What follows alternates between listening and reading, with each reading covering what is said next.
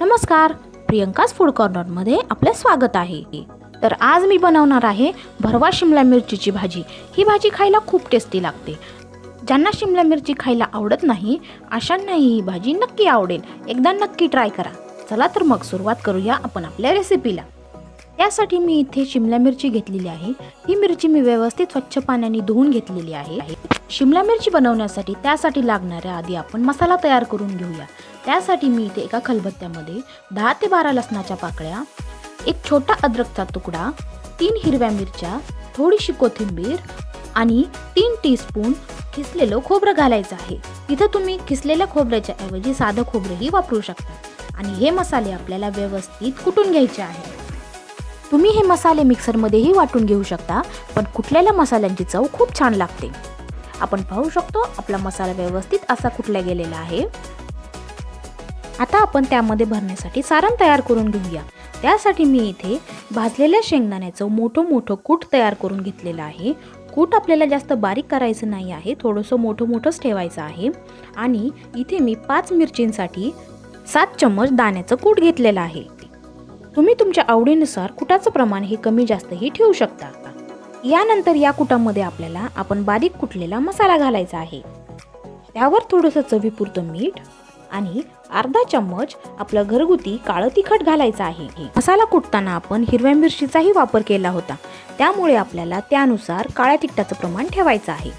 हे सगळे मसाले आपल्याला कुटामध्ये व्यवस्थित असे मिक्स करून घ्यायचे आहेत। माझ्या रेसिपी जर तुम्हाला आवडत असतील तर माझ्या चॅनलला सबस्क्राइब करा, लाईक करा, शेअर करा आणि कमेंट करा आणि बेल आयकॉनला क्लिक करा, म्हणजे नवनवीन रेसिपीजचे नोटिफिकेशन तुम्हाला सगळ्यात आधी मिळतील। या मसाल्यामध्ये आपल्याला पाणी घालून थोडंसं ओलसर करून घ्यायचं आहे, म्हणजे मसाला शिमला मिरचीमध्ये व्यवस्थित बसेल।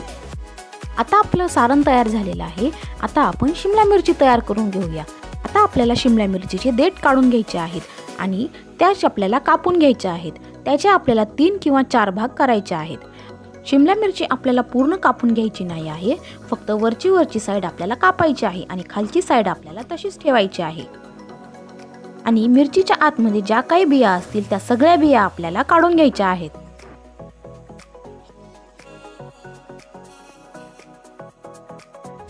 आता आपल्या शिमला मिरचीच्या सगळ्या बिया काढून झालेल्या आहेत। आता आपल्याला यामध्ये आपलं सारण भरायचं आहे। मिरच्यांमध्ये जेवढं सारण बसेल तेवढं सारण आपल्याला मिरच्यांमध्ये घालायचं आहे। आपण सारणाचं प्रमाण थोडंसं कमी जास्तही ठेवू शकतो। आपल्या मिरच्या ह्या सारण भरून तयार आहेत। तुम्ही पाहू शकता की व्यवस्थित असं आपण सारण भरून घेतलेलं आहे। सारणाचं प्रमाण हे तुम्ही तुमच्या चवीनुसार थोडंसं कमी जास्तही ठेवू शकता। आता आपण शिमला मिरचीची भाजी तयार करून घेऊया।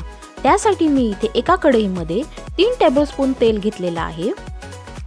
तेल व्यवस्थित गरम झाल्यावर त्यामध्ये आपल्याला अर्धा चम्मच मोहरी, अर्धा चम्मच जिरे घालायचे आहेत आणि एक बारीक कट केलेला मध्यम आकाराचा कांदा घालायचा आहे। कांदा व्यवस्थित फ्राय झाल्याच्या नंतर यामध्ये आपल्याला एकदम थोडंसं बारीक कट केलेलं टोमॅटो घालायचं आहे। कांदा आणि टोमॅटो व्यवस्थित फ्राय झाल्यानंतर यामध्ये आपल्याला आपण सारण भरून तयार केलेल्या शिमला मिरची घालायची आहे। एका साईडने मिरची तेलामध्ये थोडीशी फ्राय झाल्यानंतर त्या मिरचीला आपल्याला पलटून घ्यायचं आहे। थोड्या वेळाने आपल्याला मिरच्या अशाच पलटून घ्यायच्या आहेत आणि चारी बाजूनी आपल्याला ह्या मिरच्या व्यवस्थित तेलामध्ये फ्राय करून घ्यायच्या आहेत। मिरच्या फ्राय करताना आपल्याला गॅस हा मीडियम टू हाय फ्लेमवर ठेवायचा आहे। आपण पाहू शकतो आपल्या मिरच्या आता फ्राय झालेल्या आहेत। आता यामध्ये आपल्याला अर्धा ग्लास पाणी घालायचं आहे आणि या मिरच्या झाकून ठेवून लो टू मीडियम फ्लेमवर शिजू द्यायच्या आहेत। 2 ते 3 मिनिटांनंतर आपल्याला झाकण उघडून बघायचं आहे आणि परत एकदा या मिरच्या आपल्याला पलटून घ्यायच्या आहेत, म्हणजे मिरच्यांची दोन्ही साईडही व्यवस्थित अशी पाण्यामध्ये शिजल्या जाईल। मिरच्या पलटून झाल्यानंतर परत एकदा आपल्याला झाकण ठेवून या मिरच्या पाण्यामध्ये व्यवस्थित शिजवून घ्यायच्या आहेत। 5 मिनिटांनंतर आपण पाहू शकतो आपल्या मिरच्या व्यवस्थित अशा शिजलेल्या आहेत आणि सुगंधही एकदम मस्त येत आहे। आता आपल्याला एकदा चेक करायचं आहे आपल्या मिरच्या व्यवस्थित अशा शिजल्या आहेत का ते। ऑलमोस्ट आपल्या मिरच्या व्यवस्थित अशा शिजतातच, पण तरीही एकदा चेक करायचं आहे।